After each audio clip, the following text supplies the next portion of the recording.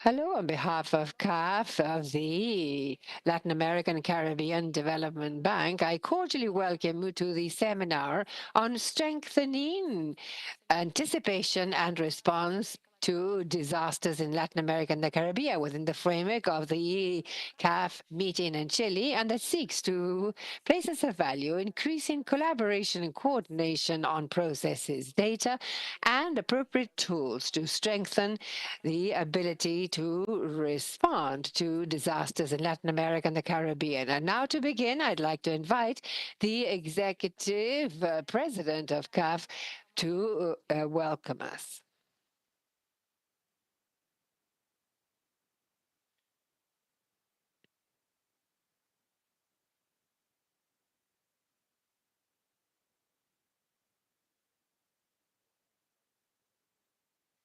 Good afternoon and special greetings to everyone. It is a pleasure to be here at ECLAC once again.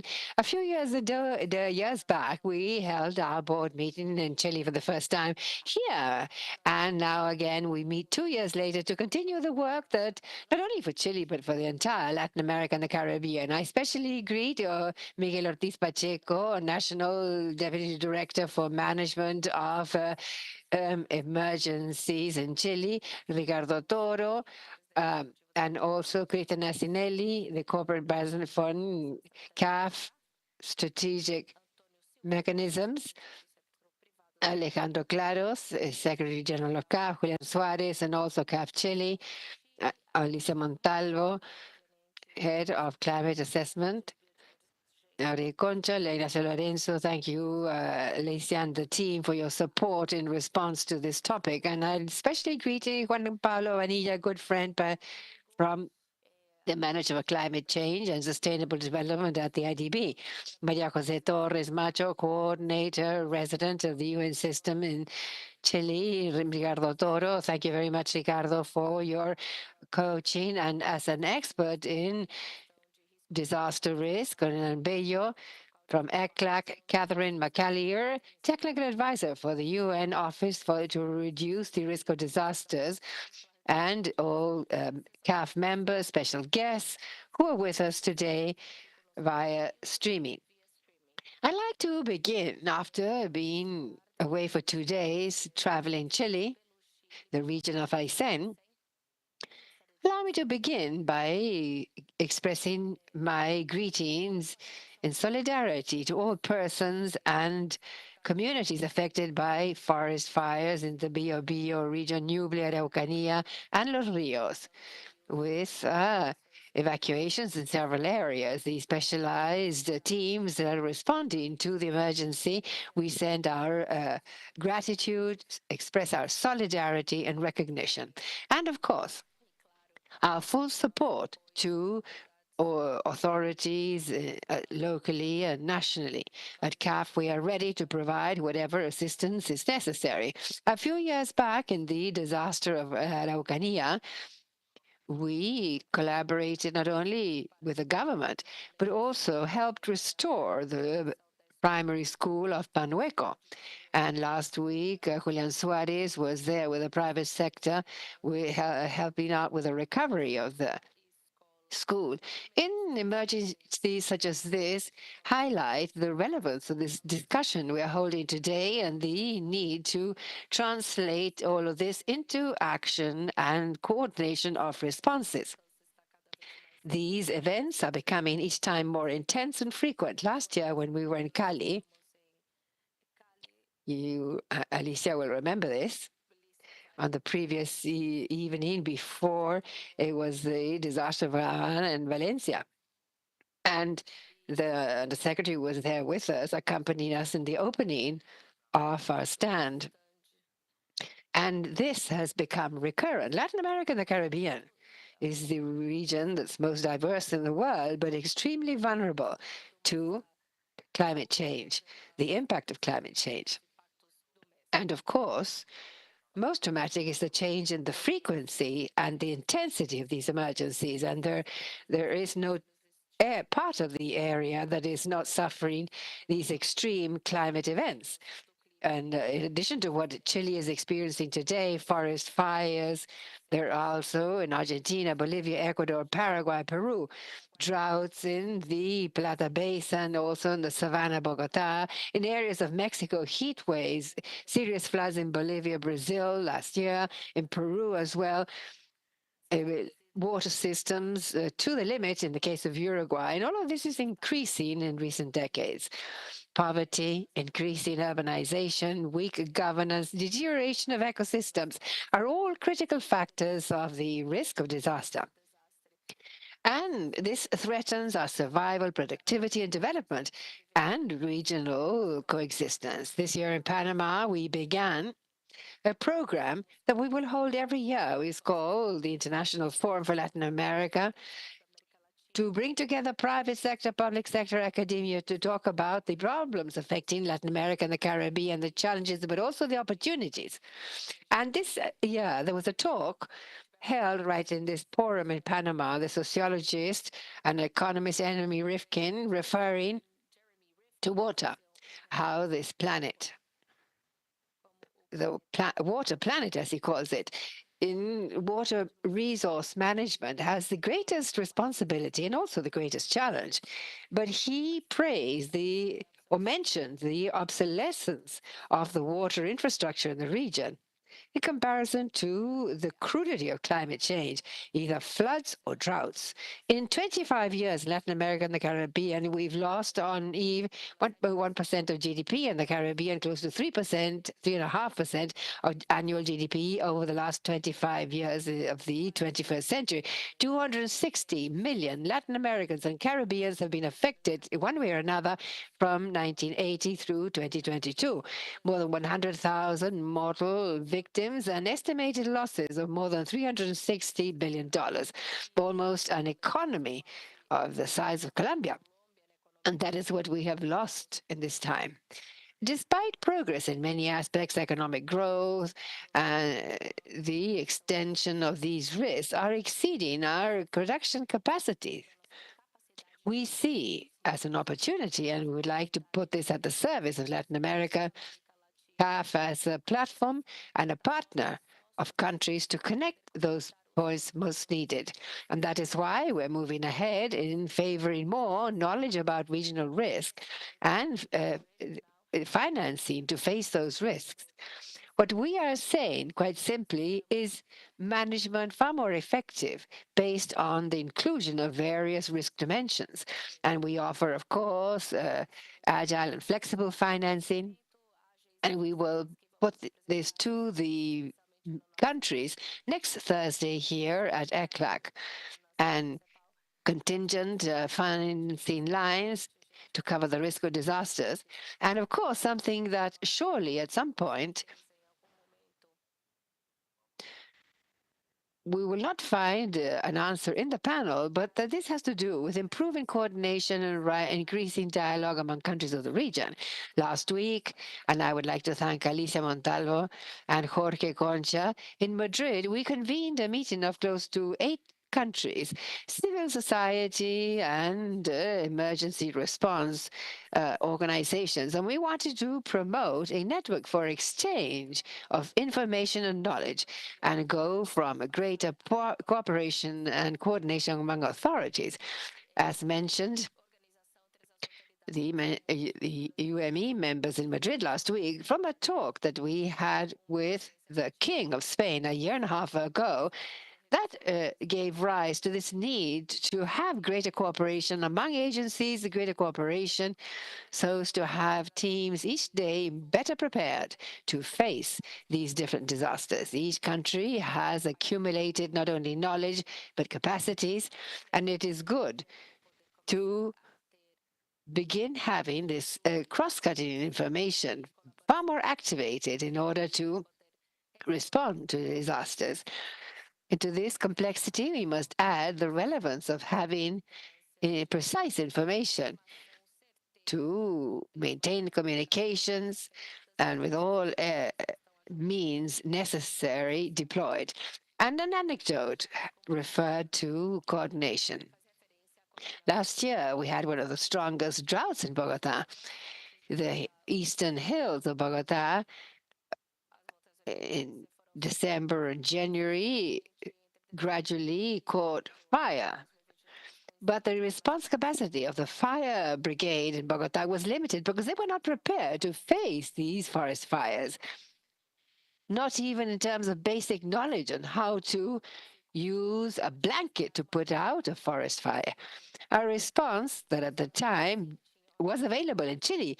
We've found a rapid technical response and collaboration to get people from Chile to help the people in Bogota. And they responded very quickly.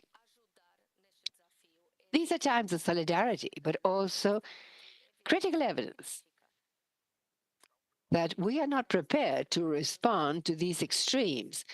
And that is what should drive development banking and CAF specifically to do this work of decidedly collaborating with a lot of commitment to strengthen our networks in response to emergencies.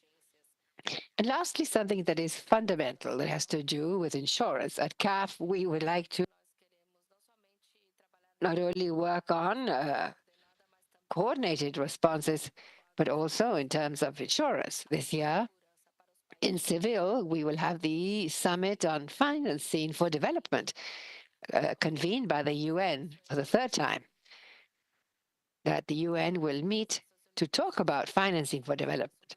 And this is one of the core topics for us for Latin America and the Caribbean, to begin analyzing the impact of climate change, the damage, and how we will respond in terms of financing and insurance to address these disasters, each time greater in our region. And so we want to open up dialogue today and hear the experts, hear the institutions that you represent, to go drafting this network of work to help better coordinate our institutions, but above all, to help us think on how to improve these programs and financing projects for the countries of Latin America and the Caribbean. Thank you very much.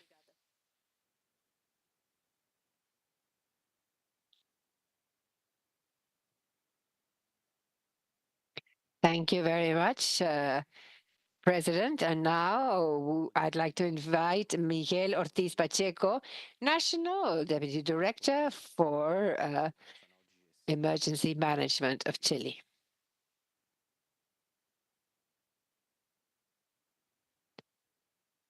Good afternoon. I'm left speechless with the president's speech because undoubtedly everything that you've said reflects the collaborative and systematic work. And, or as they said, all paths lead to a joint effort. I would like to second what you said, and the representative response disaster response agencies, international development banking, regional integration mechanisms, and the UN system, and also the ministries, academia, and civil society. Ladies and gentlemen, on behalf of our National Director, Pred, Alicia Seuria, I would like to thank CAF for this kind invitation to take part in this instance for dialogue on a core topic regarding the relevance and evidence generated by this emergency to deepen our efforts for management and reduction of disaster risk. One key aspect is developing better tools for information for an appropriate decision making. Let's recall the declarations by the UN Secretary General, Mr. Antonio Guterres, and the outcomes of the assessment midterm of the Sendai framework that have conveyed a sense of urgency to celebrate our efforts and speed up if we want to achieve goals that we've set for 2030. Of course, this, to a great extent, is thanks to the increase in intensity and recurrence of these extreme events, and recently linked to factors such as climate change. However, this increasing relevance is also due to, and each time, greater consensus in terms of joining efforts to face shared challenges, which has reflected in the international cooperation agencies. And in this context, we can appreciate that the different regional and sub-regional cooperation instances for managing disaster risk have scheduled the need to increase collaboration and coordination regarding processes, data, and tools that are appropriate to strengthen capacities and respond to this type of emergency. For example, the recently formed South American Group on the Integral Management of the Disaster Risk in Brazil, and deepening on knowledge on information systems for managing disaster risk and having a fast mechanism for quick response to South America. South America considers this in its strategy for disaster risk, and in particularly areas A2, A3, where in addition to the Andean strategy for disaster risk, addresses this directly in their strategic pillar. The Central American Mechanism for Integral Management of Disaster Risk, during their seventh consultative forum, spoke of the need for high-level dialogue among the ministries of finance and international cooperation agencies, with emphasis on the strengthening of early warning. And lastly, the regional action plan for implementing the Sendai pathway to reduce the risk of disasters explicitly in Pillar 4 says strengthen international cooperation, including cooperation to facilitate the flow of technological tools and skills to improve preparation for response and recovery after disaster. Our Law 21,364 that creates the Service for Prevention and Response to Disasters mandates the setting in motion of a system of information for the management of disaster risk as part of an early warning system. A very important element in those processes is the consensus we have reached in the region and different sub-regional arrangements to give sustainability to our initiatives from a base of realistic funding with the international institutions in the area of development.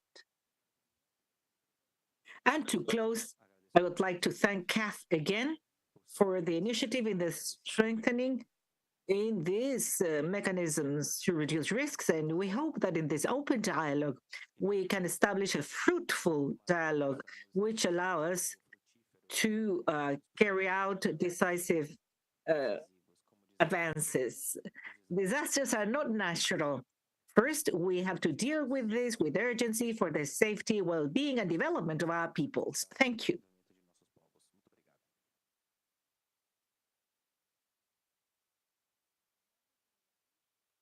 Thank you, Mr. Ortiz. Now we have the presentation, Strengthening of Anticipation and Response Before Disasters in the Region by General Ricardo Toro, expert on disaster risk management.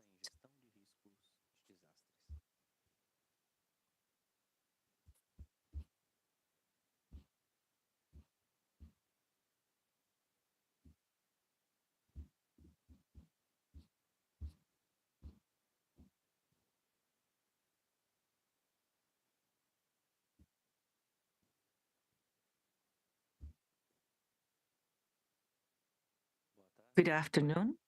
Well, first of all, I see faces I know, and I see people with whom I've been working for many years. I want to thank the Bank of Development of Latin America and the Caribbean for inviting me as a panel member in this town hall. I'm going to speak of a pre-design of an initiative I've been working on together with a team of specialists. This proposal tries to strengthen the response to extreme scenarios faced by the region. In my opinion, this is a concrete effort to deal with this. I take this opportunity to greet all of those present. I have worked with some of you at different instances. With some of you, we ate lots of pizzas in the wee hours of the morning in Chile. disasters usually happen Friday evening and they end Monday and Tuesday, as it is going on with what is happening now in Chile. And knowing that it is on Monday and at this time, I want to thank you for keeping awake, which is so difficult. But do not worry, I'm just going to speak for 20 minutes. I'll express what the ideas are about this. During my brief presentation, I will address the context of the problem, then the scope of the proposal and its contribution to the region in matters of disaster risk management. Climate change intensifies extreme events, thus configuring a new reality that, despite of the global efforts aimed at mitigating its impact, damage caused requires to make use of transformative resilience. The wildfires in the south of Chile, as the president of CAF said, they are witness to this situation. So several efforts have been propelled in the region, but there are still deficiencies and a very long way ahead of new initiatives. Operationally, there is a lack of access to information, more accurate and complete information for decision making and guide the teams on the field. There is a low coverage of people protection through the early warning systems. Besides, the absence of an updated cadastre of the resources available and the lack of integration protocols and interoperability makes it difficult to manage international aid, especially in terms of first response. My experience of a decade as former national director of ONEMI, there is no Photoshop. This is the way I was. I haven't changed a lot, where I led the development of capabilities to trigger a real change in the institution with participation in different fora. And after knowing several realities and common challenges, so contributions at the operational level to close gaps are very important. I was able to see empirically that the operational initiatives, such as those proposed in the short run, could be developed synchronously with a strategic project for the coordination of efforts for risk management of disasters in the long run, which makes more dynamic and enhances risk management. Some personal experiences allow me to be fully convinced of this initiative. 2 years before being at ONEMI, I saw the tragedy in Haiti. 2 minutes after leaving the building of Mostar, it collapsed. I almost died. And the anguish of knowing that my wife had disappeared and who was a victim, I took leadership in the first 36 hours of the catastrophe. This situation allowed me to understand the difficulties of operating with precarious tools and the importance of standardizing these systems. I'm going to pay homage to Maria Teresa, thank my family for the understanding of that moment. My son is here. He made a tremendous effort to find his mother. And I want to thank those who supported me. Juan Carlos Ubercaso, he was the commander of the rescue team who found Maria Teresa. And thanks to all of you who supported me. It was such a, I think it was the most tragic, most challenging day of my life. Thanks to all for that support.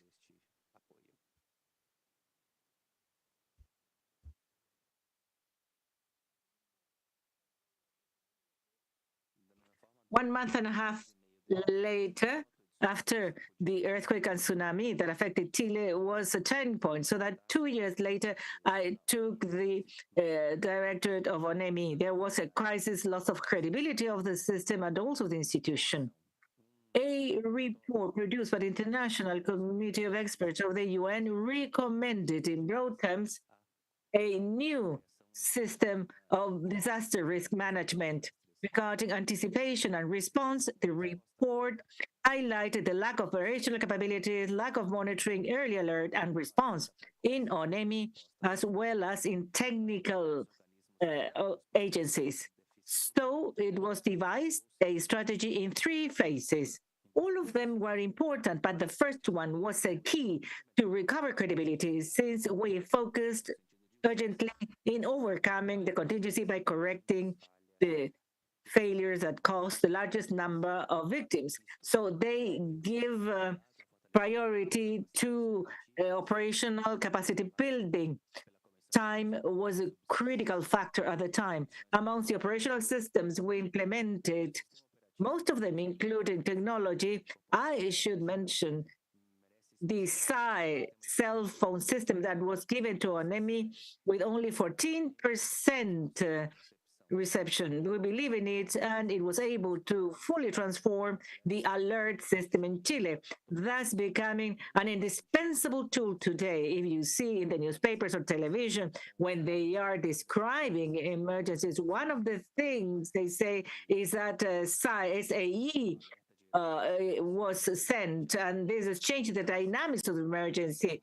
So, with technological development, we can change many aspects. With the capacities built, we faced several threats, natural and tropic, including two earthquakes and tsunamis over 8.2, showing that the failure of 2010 had been solved. Because of that, this initiative comes up for the operational management of anticipation and response that I'm going to present and propose, which is called SICAR, Information and Coordination System for Anticipation and Response. This initiative tries to find a broad and detailed ecosystem for the digital management of the operations of response vis-a-vis emergencies.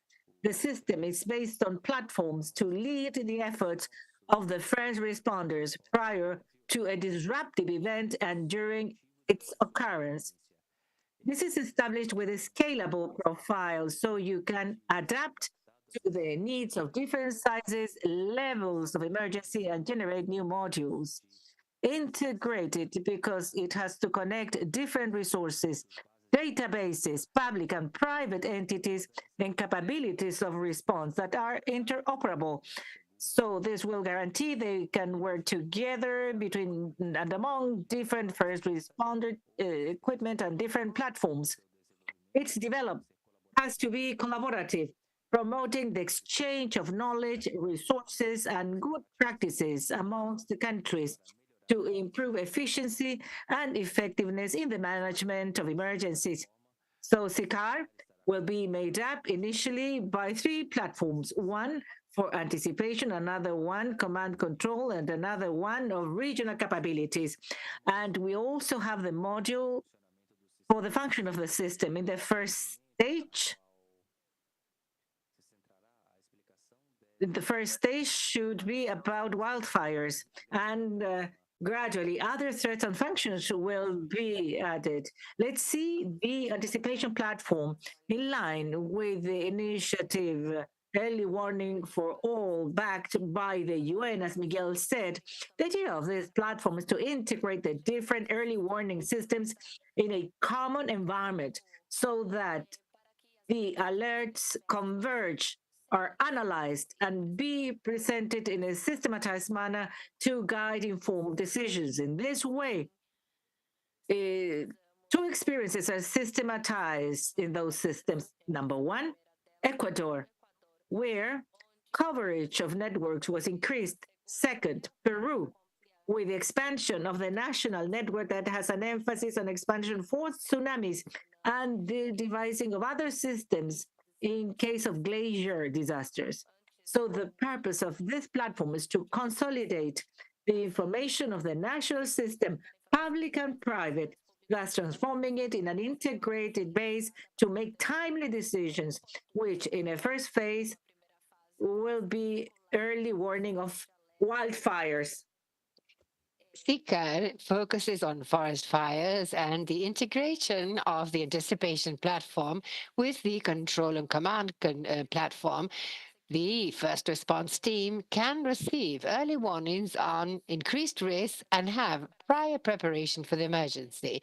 In the case of modeling software, especially using AI, these can simulate how fires spread, which helps to predict the development of fire and adapt a strategy. All of the resulting information may be received directly on the command and control platform. In sum, the anticipation platform today represents an imperial need to strengthen risk management, integrating valid information from multiple systems, facilitating decisions based on evidence, and promoting an anticipatory culture. Interoperability among early warning systems and of these with the command and control platform facilitated via open standards and protocols for shared communication. An important factor of the platform is the dynamic visualization of risks, overlaying various threats and their interactions exceeding the limitation of receiving information from the different systems in isolation. For example, combining weather and rainfall conditions mean that they are better able to foresee possible cascade events. The challenge is clear. A great part of the rural population lacks access to early warning systems, and also existing systems still operate independently without integration. Let's now see the command and control platform. This is a technological tool that allows conducting and directing the first response teams in the field in real time during emergencies. The purpose is to have a common view of the situation on site, seen through a geographic interface gathering from various sources in direct contact with the event, which allows making immediate and precise decisions based on useful information, communicating them directly through the interface as such.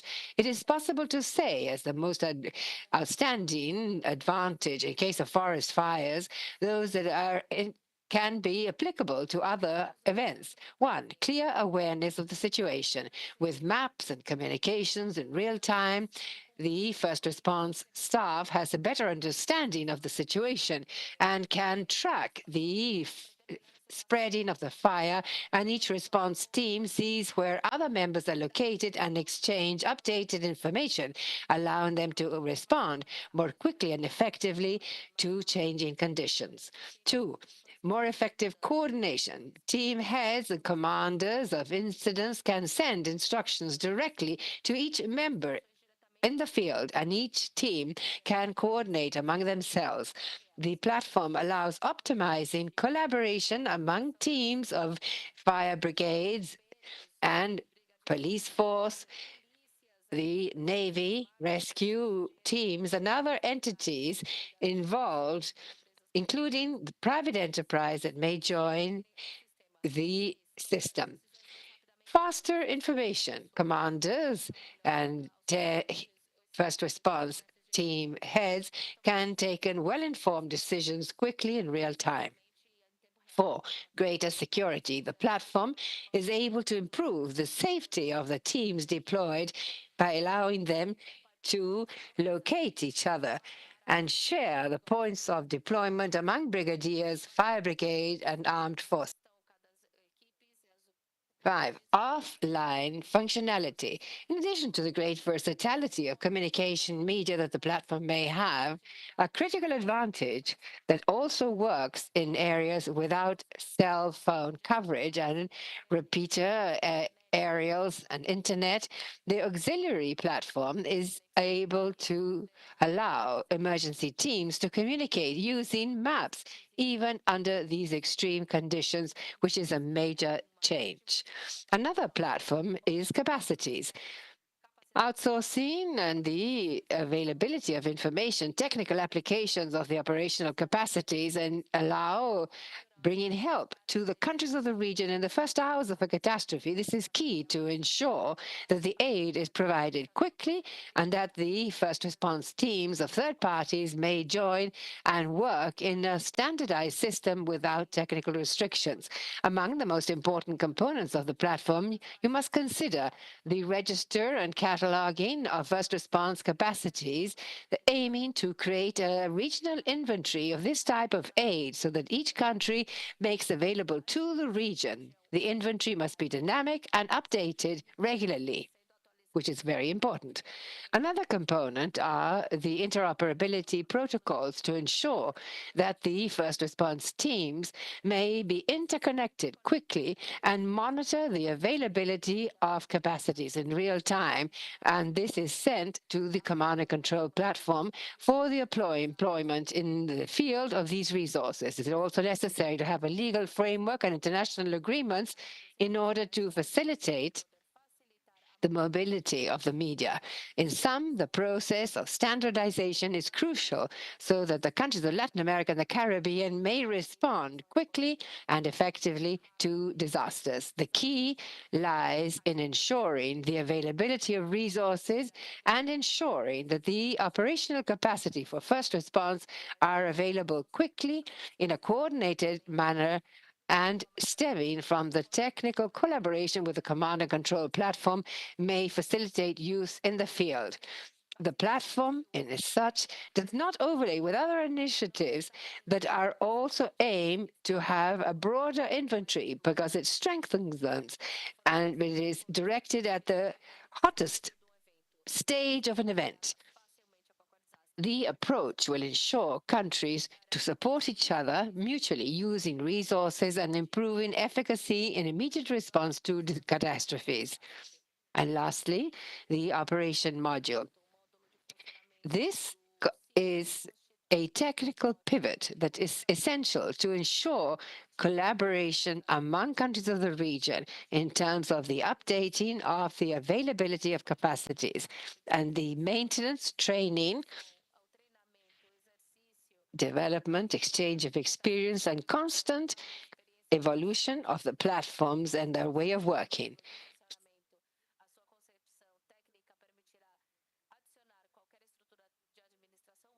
The module Me is based on protocols for the exchange of information and a digital structure that will allow keeping up coordination at regional level of SICARE and operational execution decentralized through the platforms that allows a great potential to the system. Under this model, it is possible to have new functions and updates that are carried out by a country, a user, and used also by others with least resources and experience. Also, a database of knowledge shared in a repository of solutions and sharing lessons learned among all. And special mention is the robustness that can be used to train first response teams, and the possibility that these matters be centralized, picking up the best experiences and practice.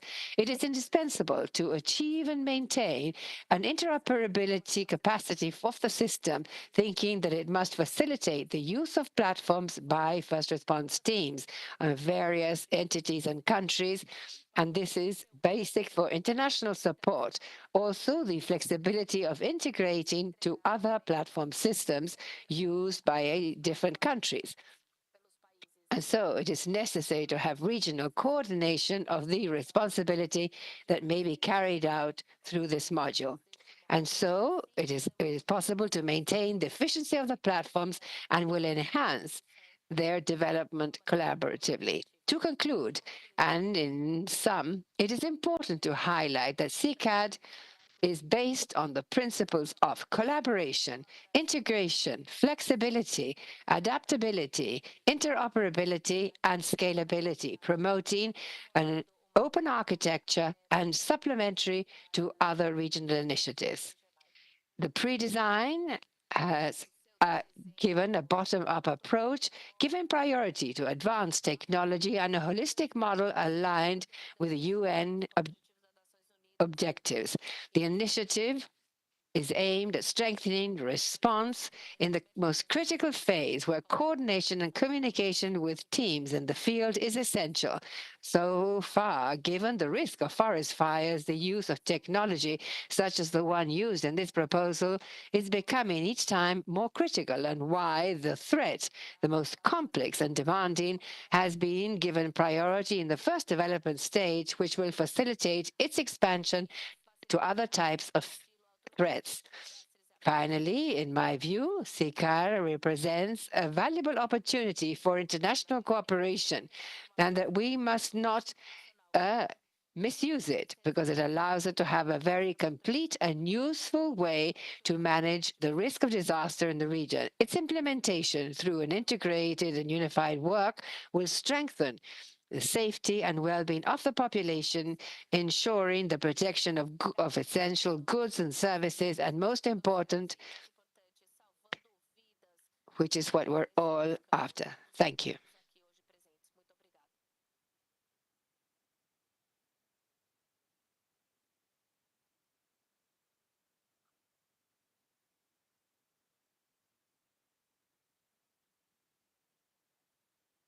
Thank you very much, General, for that presentation. Now we continue with the high-level panel and invite moderator Lea Jimenez, to advisor of the executive presidency of CAF, and also the panelists to come forward.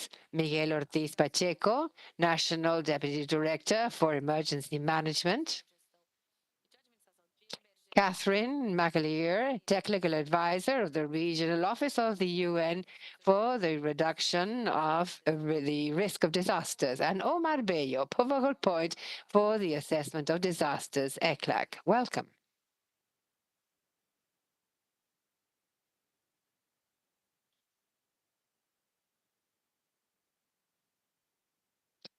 Thank you.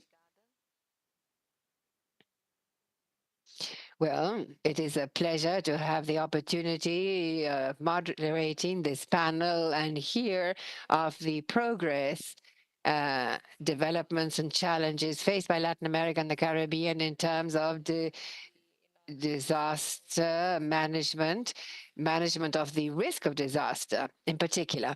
And in this panel, we will attempt to have a broad approach covering anticipation as well as response to disasters.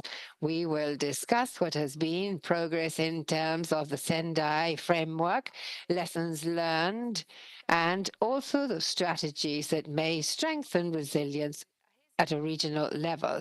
I would like to begin first with Catherine.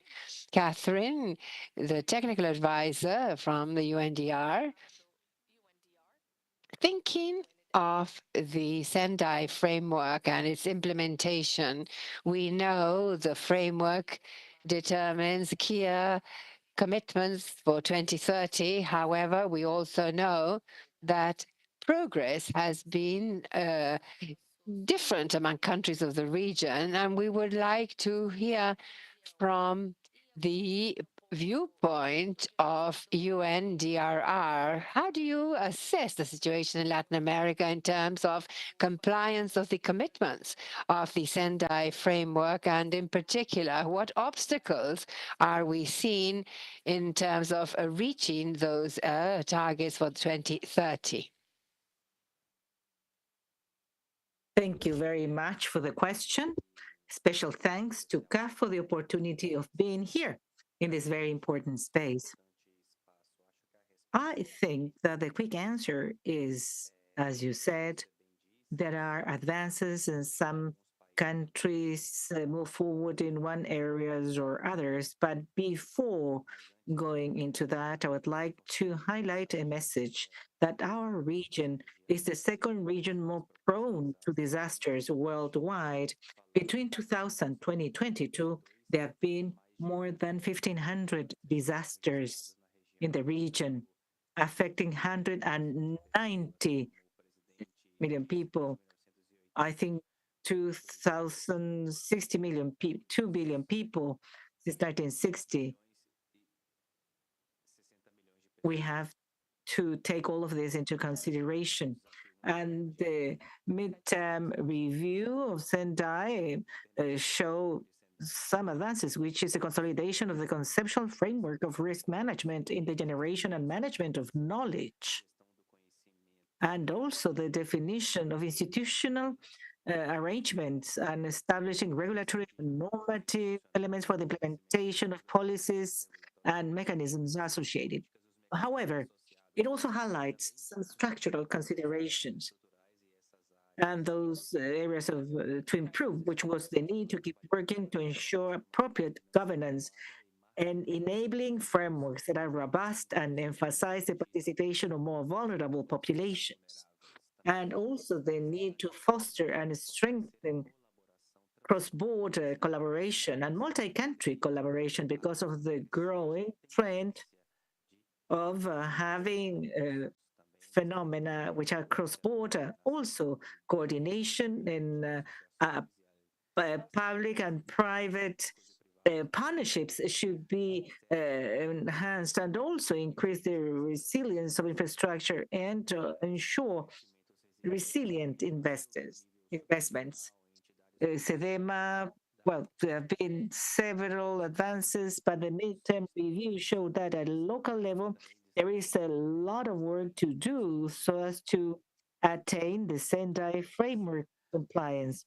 5 years after the finalization of Sendai, risk and impacts are growing faster than our resources and our capabilities to face them. The latter because of the deficit of investment and financing in the reduction of the risk itself. The new report on the evaluation of the region by UNDRR shows that the investments in disaster risk reduction keep being insufficient. Countries analyzed in the report used 0.1 and 2.5% of the budget to UN of disaster reduction, and of course having an impact on the ordinary budget. And the distribution of spending is mostly focused on the response and reconstruction, which accounts for 78%. 16% is mitigating vulnerabilities, and just 6% is dedicated to prevention, despite the evidence that shows that per every dollar invested in prevention, you can save between 4 and 7, and some studies even say $10 in terms of recovery and response. The level of funding of coordination mechanisms is a challenge in order to achieve what was proposed by Sentai. Less than 1% of the international cooperation is dedicated to risk reduction and grows up to 6% if we consider the adaptation to climate change. So it is not a sustainable scenario. We have to expand the relationship between DRR to things more than just response and anticipation, and consider this something indispensable for development, and in a way that has a real and significant relevant participation of everyone together with the academia and the private sector is not something you can do on your own. You need the whole society approach. The DRR has to be a priority for investment, and it will allow to attain the goals and to ensure a more resilient and sustainable region, not only vis-a-vis 2030, but beyond. It is indispensable to expand the public, private, and international investment, which is informed by the risk. Thank you, Catherine. The other question has to do with lessons learned and strategies for response. This question is for Omar. Thinking about the disaster assessment and the information that this provides, these are key inputs to improve policies, to improve anticipation strategies, response strategies as well. So, in that sense, ICLAC has played a central role regionally as far as the production of data and information on assessments, considering the recent impacts regionally.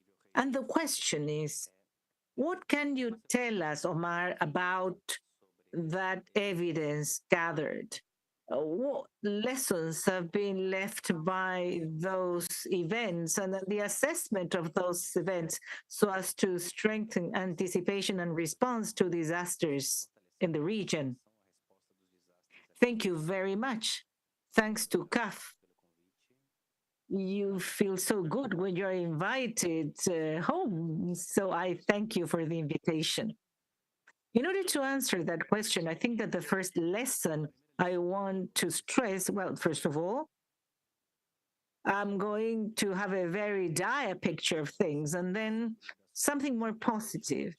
The first thing is that the very few disasters are assessed in the region. In the case of Chile, I mean, 28 countries and territories are being assessed by ICLAC.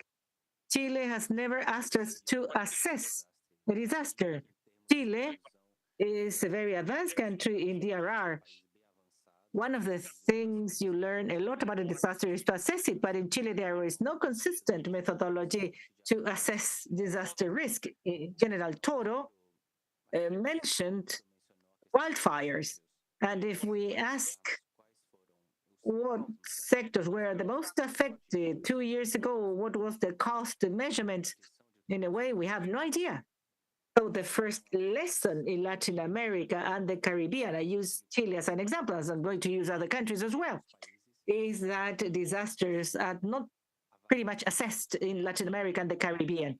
When you see data of disasters from international databases, about 15% of disasters show data of economic damage caused by disasters. The second thing is that as in ICLAC, we are promoting this. In ICLAC, what we are saying is that disasters are not national. Assessments show that disasters are part of countries which are vulnerable to disasters. We did the assessment of hurricanes Eta and Iota in Honduras and Guatemala. And when we saw the affected places that were affected were 65 municipalities, which is similar to the ones that were affected by Mitch and Fifi before. So there is a territorial aspect which is very important for us to know. And this is something that will optimize the anticipation as well as the response. Out of our own disaster assessment, something we have learned and would like to refer, first of all, to people is everything regarding lack of information, the lack of systematization of information, especially in what regards vulnerable populations. We come to this fora, a lot is said about vulnerable populations, but when you go in the field, there is no information about vulnerable populations. The only country, and I'm going to mention different countries, the only country where we have found that there was a census, not just a small sample, but a census of the populations with the disability in the affected areas was Ecuador when we assessed the earthquake of April 16, 2016. Lenin Moreno, who was then president, there was a secretariat that was in charge of disabled people. And there was a very detailed list of what they needed and where they are.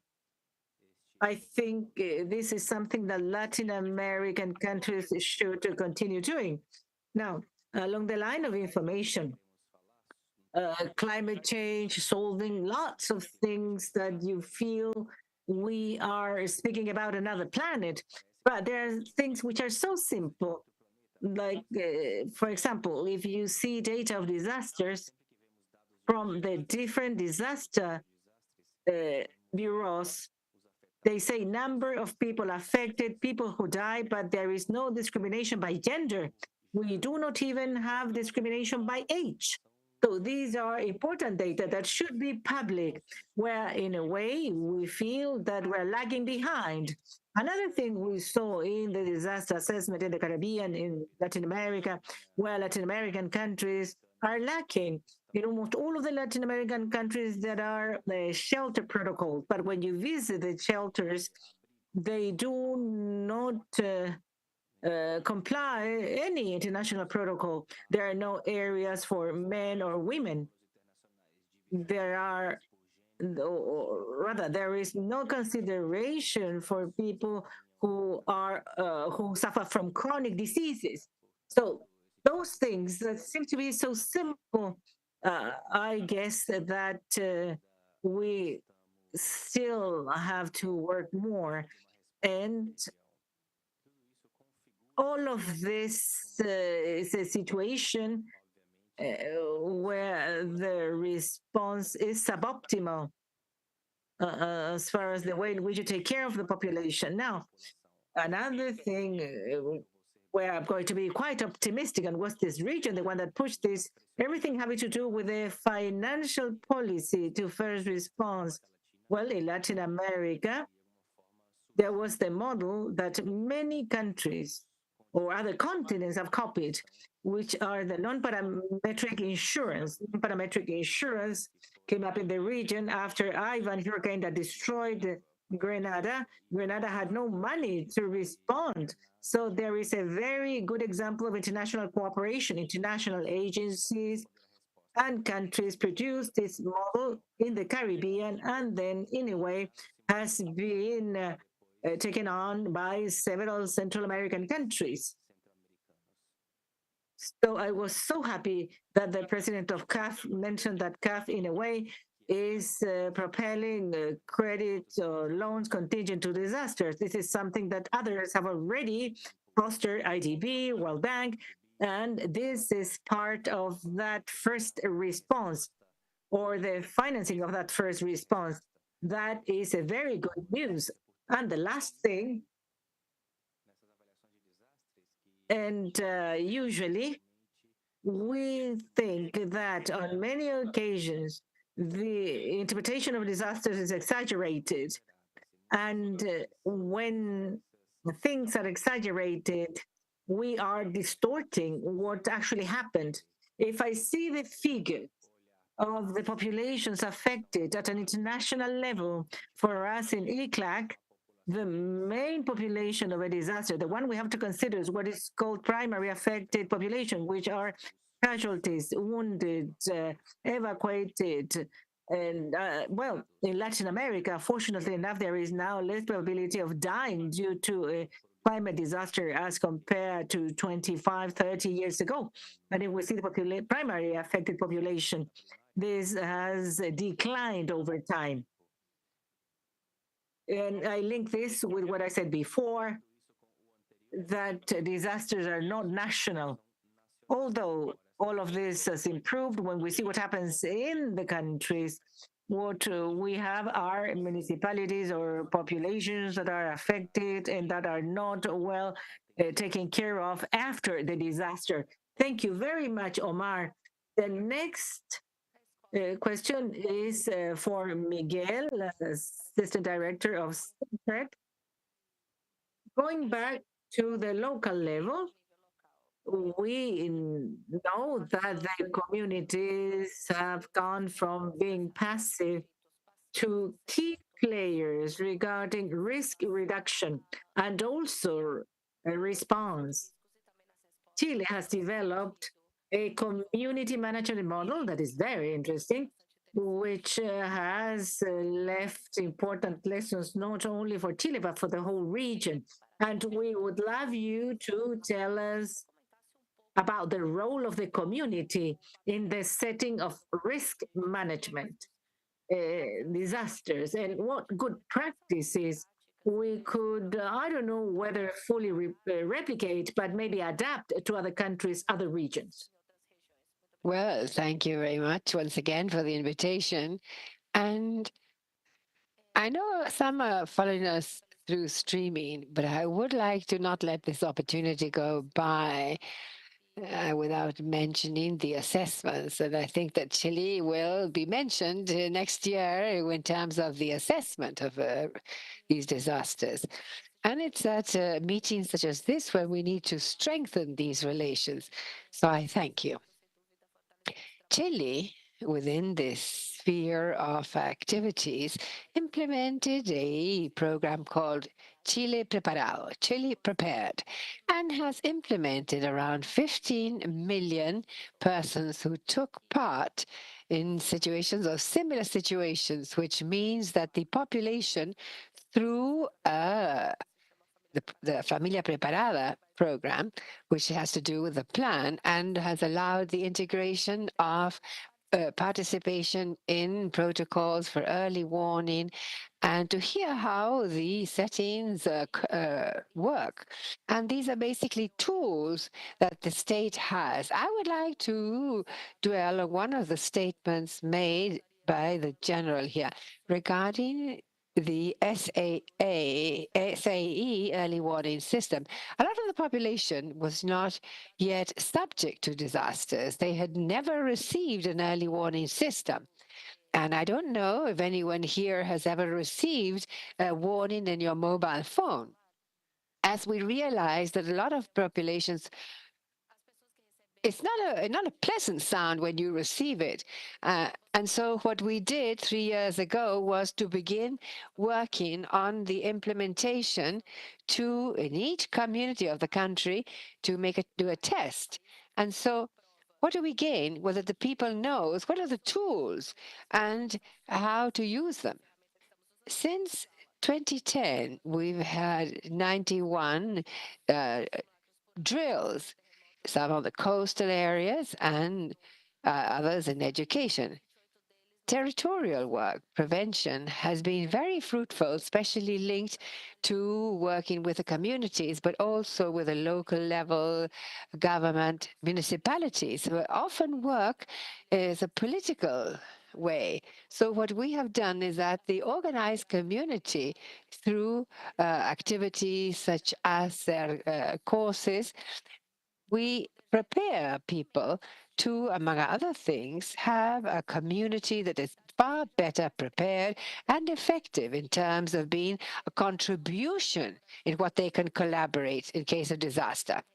And so, community preparation based on a strategy for practices and participation. In 2024, Cernapred had two simulators uh, provided by the government of Japan, but they're in Buchef, in the central head office of the university. So, how to understand said people if they had felt a tremor, they should go to the center. But now this was done in and in past events were felt in these simulators. So it's not so much that the community go and knock on the door of the government, but also that the government of the state obey knock on the doors of the community. This allowed us to meet 1,286 persons who are enabled as first responders in case of first aid, fire management, emergency management, and promoting collaboration and teamwork. And this is something that often it there is when you it loses the effect. We have trained more than 900 monitors in this area to prevent risks, which means that we have families far better prepared to know what to do. And I would like to mention a very significant aspect. All the recommendations, all access to information and interaction by the government is available on the Senapred's website. And also, if they have anyone team in terms of education or a neighborhood association that would like to visit us, it's possible. It's accessible. Not just think on the National Heritage Day, but no, it is open every day to the community. I think that the best result is not what ONEMI says that they have done in the territory, but rather that the population perceives that the state, the government is present. And I would like to not only leave you with the idea that this is Cernapred, but but rather the national system for response to the risk of disasters. Because we have been working on this together with the director of ECLAC and on two forest fires in the region of Araucanía and Biobío. And there is a microzoning work that's done there in the period of greatest recurrence. And also there's a strategy. And the strategy is in addition to each ability of the state, and it is cross-cuttingly focused on the community. So community is a relevant actor. They must take part. And the community, the state of the government, together will allow us to move ahead. I would like to ask you for a question, a follow-up that was not planned, because I think it was very interesting, this fact that 15 million people took part in the preparation of this. Uh, i- in that sense, the question that came to mind is that there were other institutions that you mentioned, but in addition to these that were more directly linked, the need for more state institutions to be involved. And do you see that in the implementation of the model? Well, undoubtedly, the implementation of the module is basically in two main areas: community and schools. And we've not mentioned two important players: education and evacuation processes. There were no systematized processes for a particular behavior or procedure. So today we need to join in with people of education, health, the police force, and other institutions that are also there. Often, even within penitentiaries, we have done evacuations to safety areas, and we have also conveyed the direct participation regarding companies. And each day it is more difficult to to speak out regarding drill. But as each day that goes by, more people join. Initially, there's a bit of a rejection, but 15 million people have taken part. People who have done evacuations. We've done traffic stopping or how deviation, how to respond in a case of emergency. It's redundant. In each drill, we use the SAA or early warning system. The coverage is one commune or municipality. And also, we've done tripartite drills with the National Seismology Service, ACHOA, and also the system capacity is measured at least twice a year to be prepared in the case of a tsunami. And also, we've done cross-cutting activities with international cooperation. And once again, this is an addition to ECLAC for that. And then regarding being able to join in the main actors, such as the private sector. Today, we have worked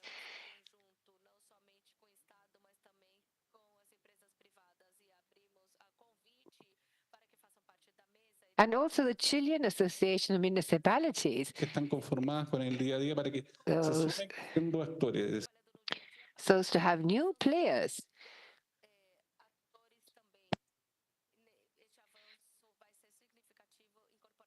Thank you, people. One more question.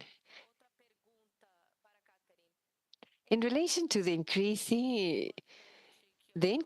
in case of adverse and natural events and also the urbanization, I would say not uncontrolled, but yes, not very planned. All of this helps implement exposure to risk. And to strengthen resilience, what we need is improving institutional capacities for response. And in this sense, I wanted to know, from your viewpoint, what are the main challenges the region faces in terms of improving preparedness for disaster, and what strategy should be considered for a more resilient recovery? Very well, thank you for the question. On account of the time, I will focus on two. One, already mentioned, the relevance of information, and not only information, but quality information.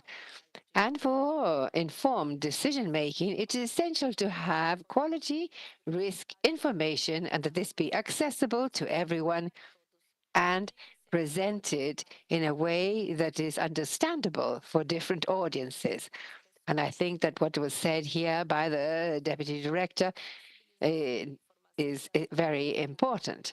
And also, what Omar mentioned, that you must take from these assessments and disseminate them, not just file them away, because information helps preparedness for the coming time. And in policies and others informed with the analysis of the assessments. That is what gives you the material to look or prepare for the future. So although you may not be able to prevent a disaster, the quality information helps to mitigate the scope, intensity, and the duration. For compensation, information and quality analysis of risks is key for early warning systems.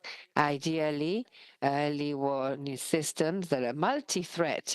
And in general, the General mentioned the initiative of the Secretary General Guterres, Early Warning for All People. And there, the initiative says that less than half countries with early warning systems have access to appropriate information on the risk of disaster, and even less those that have national legislation and regulatory frameworks for a response to a disaster. So good. Risk information can help to mention or the situation with prospective studies and stimulate ideas to effectively reduce present risks and prevent future risks. And here I mentioned Build Back Better and the importance of all initiatives relating resilient infrastructure. But quality information of itself is essential, but insufficient.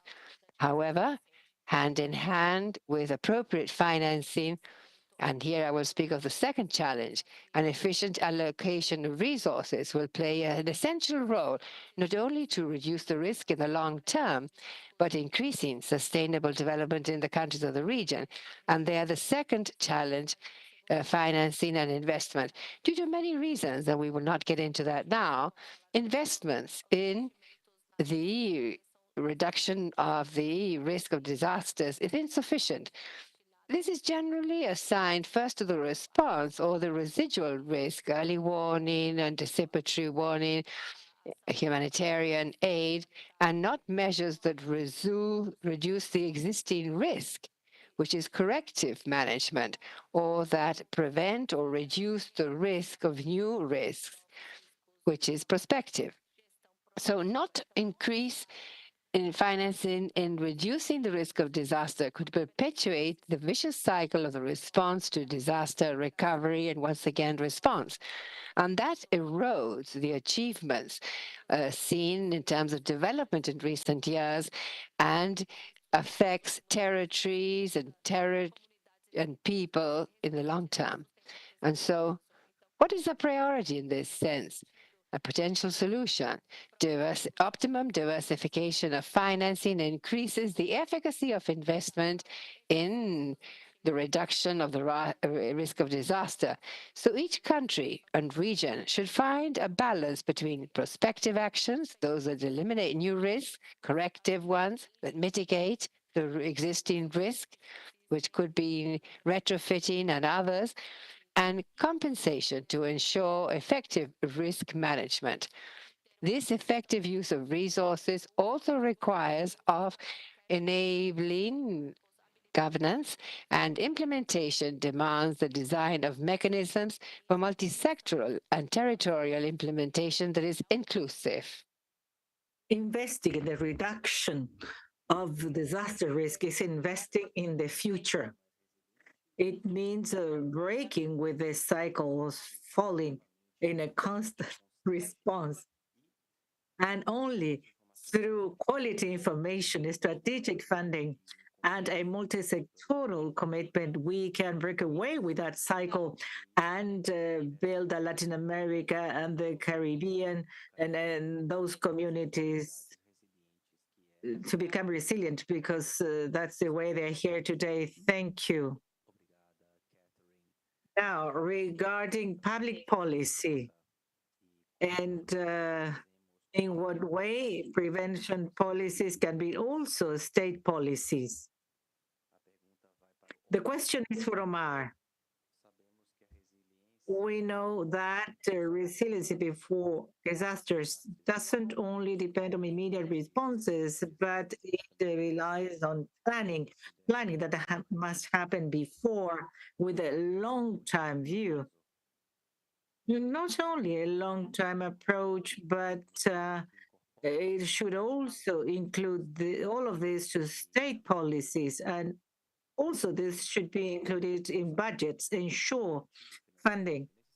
So we would like to know what the ICLAC recommendations are for financing governments and entities so as to strengthen planning and management of risk in the region.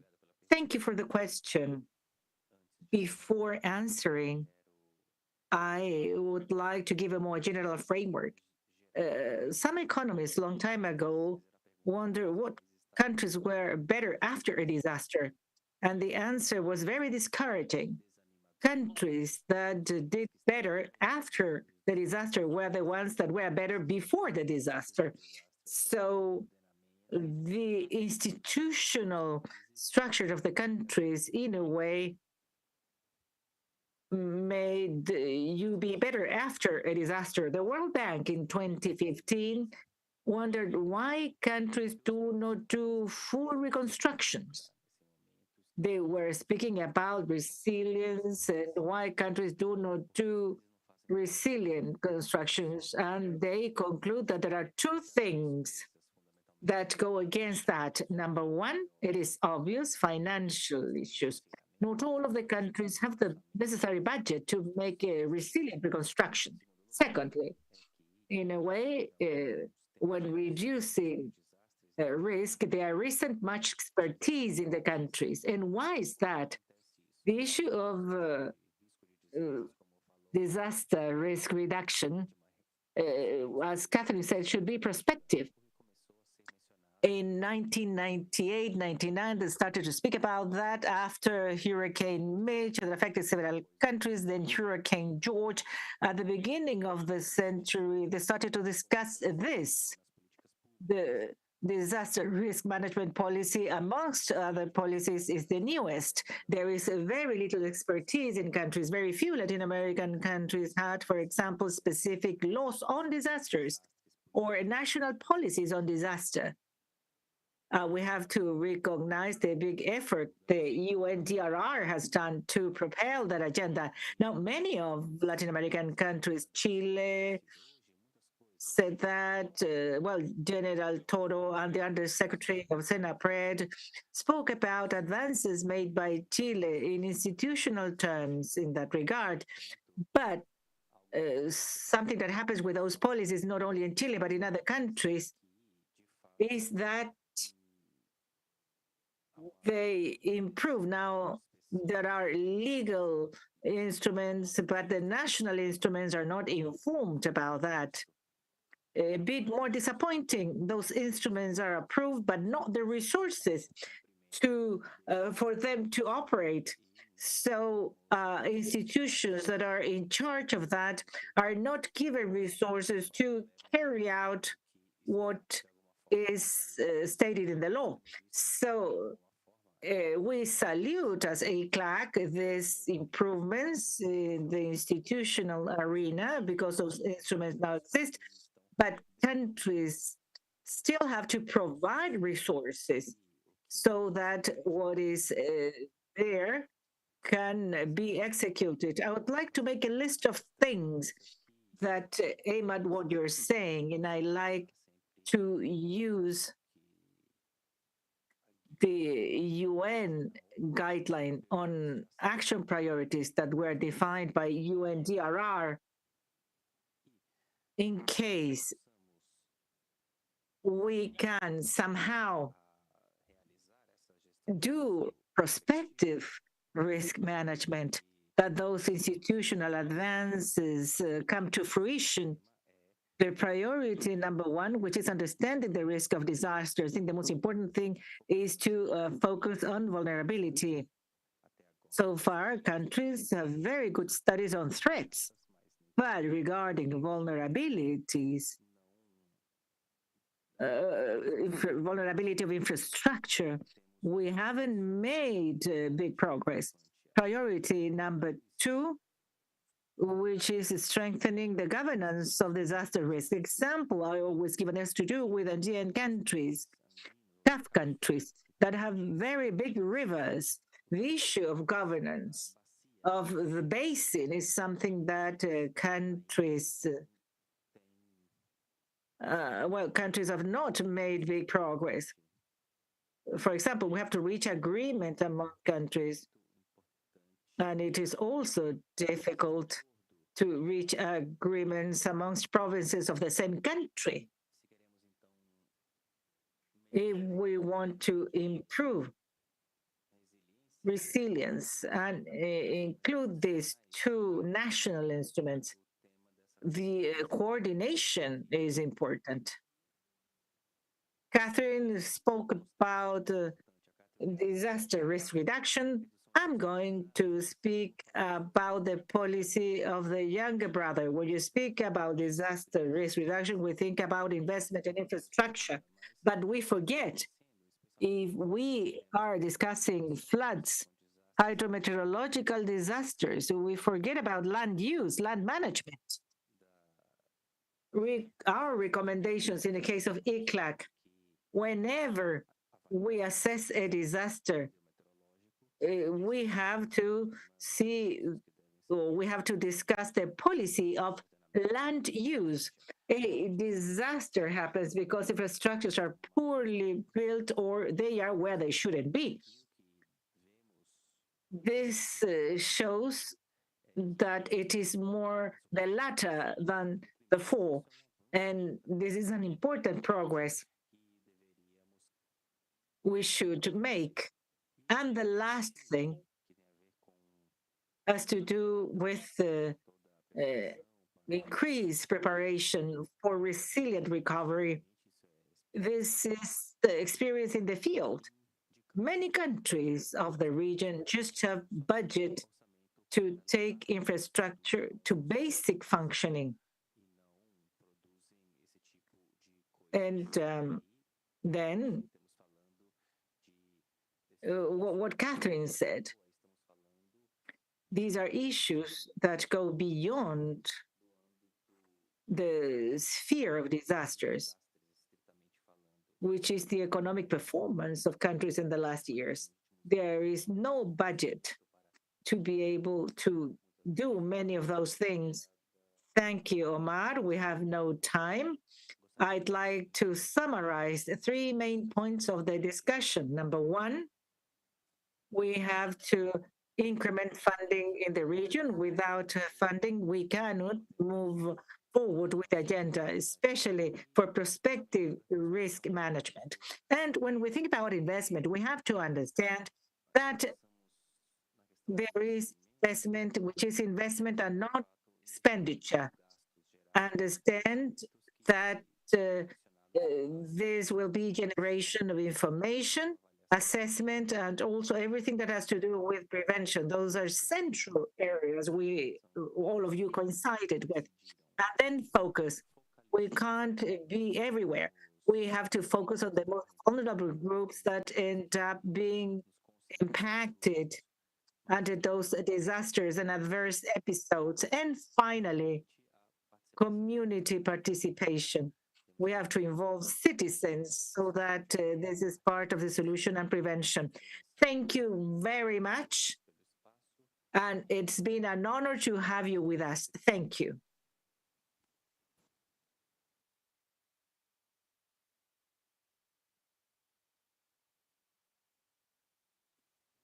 Thank you.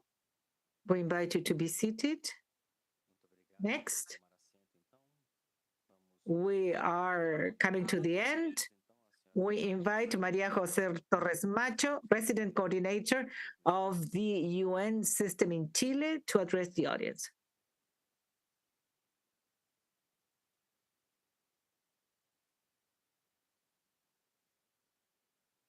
Good afternoon, everyone. This is a great panel. Thank you for inviting us to be part of this work where CAF will contribute to the work done from Chile to the region. And as UN system, we're very happy to be part of this dialogue. The first thing I'd like to say is thank you, welcome. The space is very broad, and I would like to say that in Chile, there are 21 agencies, funds, and programs working with the state of Chile. We have a disaster response team, and we work hand in hand with SENAPRED. We have gone in the field several times. I was user of the alert. That was a tsunami alert. I almost had a heart attack in 2021 when there was the eruption of the Tonga volcano. At the time, I was at the beach. Imagine the only one that ran away was me. The rest of the Chileans was really calm. And there is nothing more important prevention than this early warning system. It's an honor to have heard General Toro that has such experience and a very beautiful homage to his wife. We also lost several colleagues of the UN system.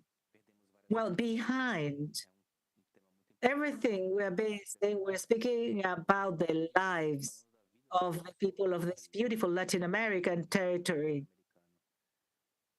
where we have the largest number of countries with risk of natural disasters.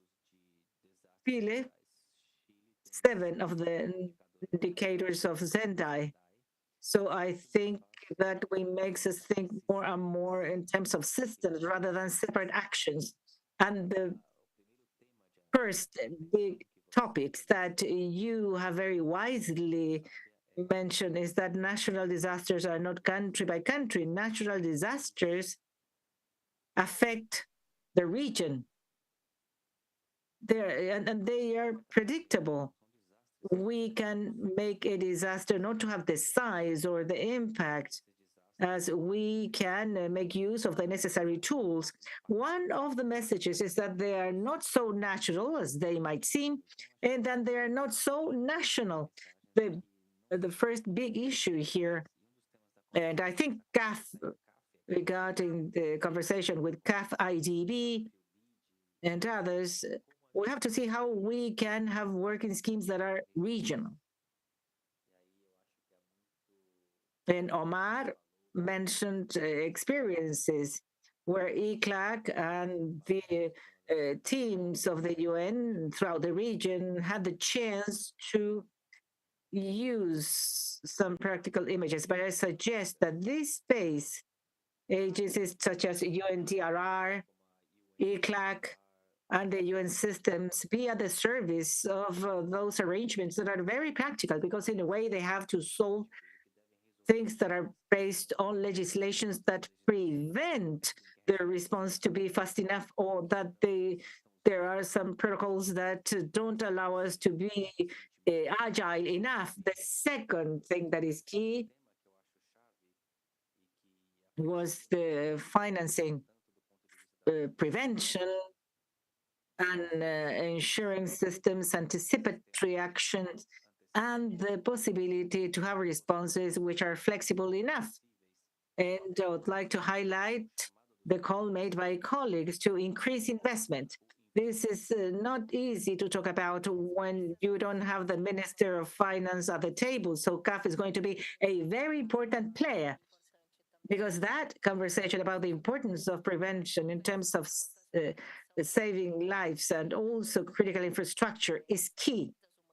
And in that sense, the role played by Chile in COPs to carry forward losses and damages with the creation of the Fund for Losses and Damages connects all of these topics of resilience in the field of natural phenomena, which have a high impact of disasters in all of the countries, with everything that has to do with the climate change, which is another big topic where we get together as a team from Chile, ICLAC, UNTRR, and the whole system of the UN working for a better world. And then I couldn't agree more regarding what the UN response system is arranged, taking a look at the territories, the communities, those that need it most. What Omar said so well, that has to do with those vulnerabilities that somehow must be picked up from up front, be in the system for preparation as well as response.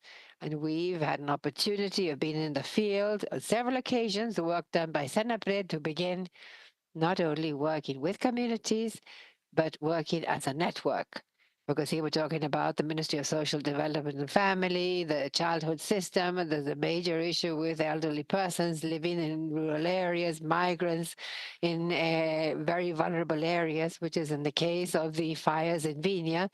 And so we need to highlight this networking in the system that also General Toro presented this very well, and he put forward a very organic way of addressing it. So I think my final message is we have a lot to do. We cannot leave anyone behind in this effort. And I think in Chile, there is a lot to be offered in this here nationally, but also regionally. Thank you.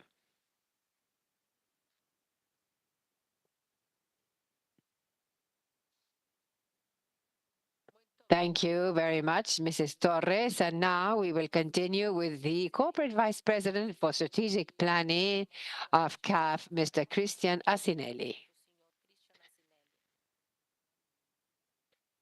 Good morning. No, I correct myself. Good afternoon. We have been working early on with several activities, and of course, this means that we're a bit confused as to what time of the day it is. Because when you're always inside, you have no idea what it is. So, my special thanks to the executive president of CAF, Sergio Díaz Granado, who has urged us to promote this so very important agenda for Latin America and the Caribbean.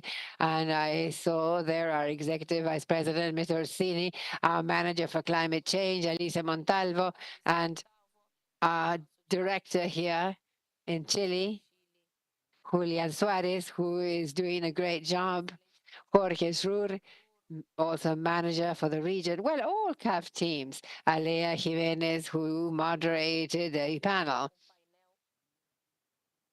Miguel Ortiz Pacheco, the subdirector, thank you for being part of that panel, as well as Maria Jose, resident coordinator of the UN system. A special thanks to General Ricardo Toro. I think that you have given us all goosebumps. And also because of how affected your wife was. And that was a tribute that we all felt committed to. So thank you, General. Catherine, also thank you for your participation. And who's missing? Ricardo, yes? Miguel, I'm missing someone else here. Omar, yes. Omar, you weren't on my list, but yes, I did remember. And also very interesting the your explanation you gave.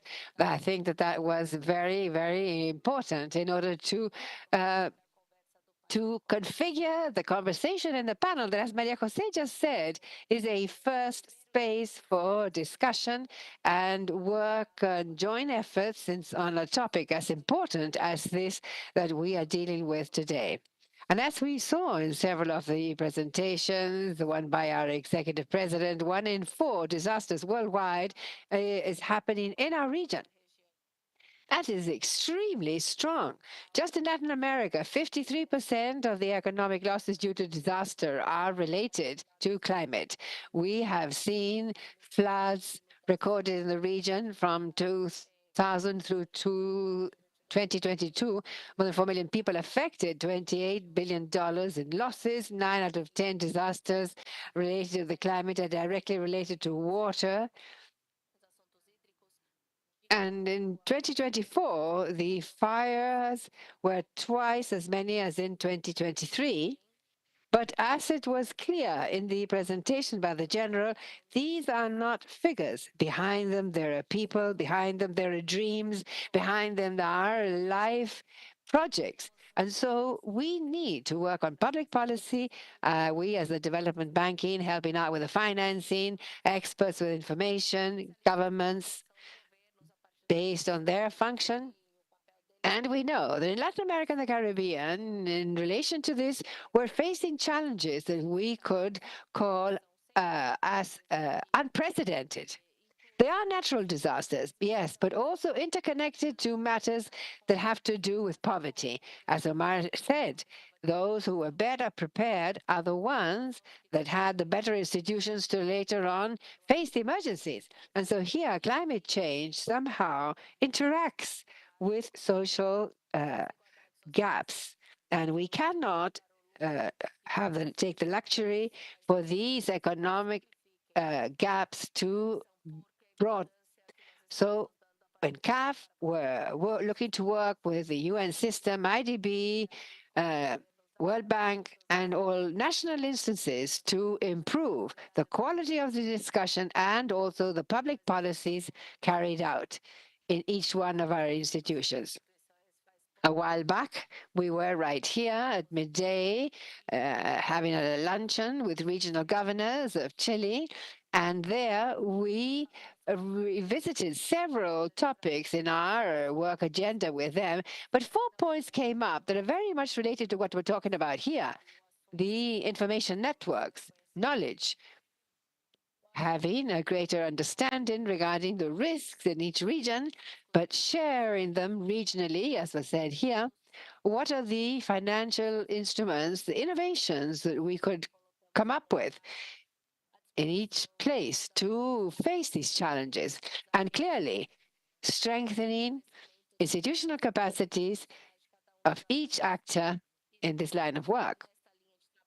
And the conclusion, as you know, governors are persons who are uh, on a day-to-day, hands-on. To face these crises, we must do it together. We cannot do it individually alone. That is why at CAF we are focusing on having technical cooperation to work in this direction, financing new structures to foresee the emergencies and act quickly, mobilizing third-party resources and doing so smartly. Not that each agency should go in separately, and then it ends up in a dilapidation of resources. And as the general says, no, we need to reach the people very quickly in the first few hours of the emergency. And it wasn't said by the executive president, but we were talking about it later on when he ended his presentation. One of the concrete actions that we do at CAF since 95, we have a fund called Fondeso, which is for social matters, but also for emergency response. We have many examples of projects that have reached the community and helped prevent risk, as we did in the Colombian Chocó with schools and various matters. But in the case of emergency care, our lines, our contingency emergency lines, but yes, also our agility to direct ongoing projects, and that the resources already assigned to a country may be restructured and redirected to different emergencies. We have a very concrete case 15 days ago in Argentina, in Bahia Blanca, and one day it rained what it usually rains in 6 months. And this led to a catastrophe with more than 16 deaths, human losses, material losses. And on Thursday, right here at ECLAC, which is where we will be holding our executive board meeting, there is a project being put forward by Argentina to reconfigure $40 million for directly addressing that emergency. And this, too, is part of the agility that multilateral credit agencies must have in order to create these programs and projects that come up unexpectedly.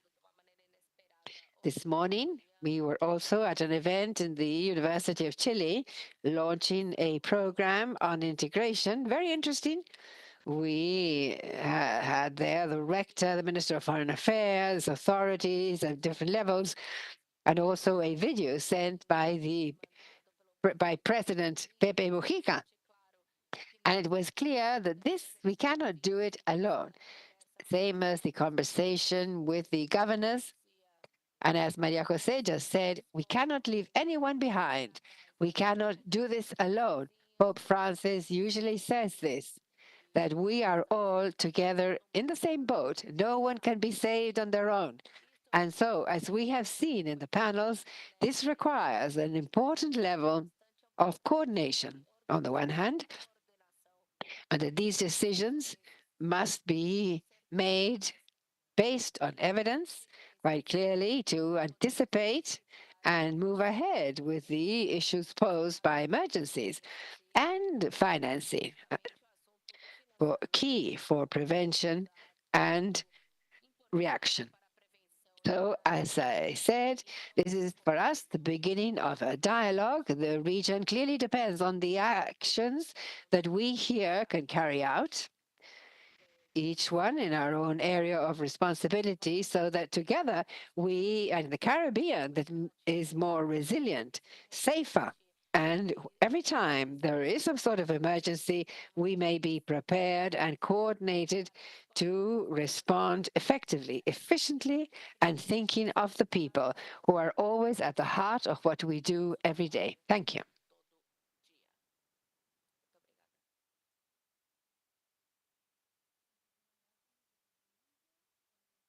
Thank you very much, Vice President. And so we reach the end of this seminar on strengthening anticipation and response in Latin America and the Caribbean. Thank you all for attending. This was a very fruitful event. Good evening.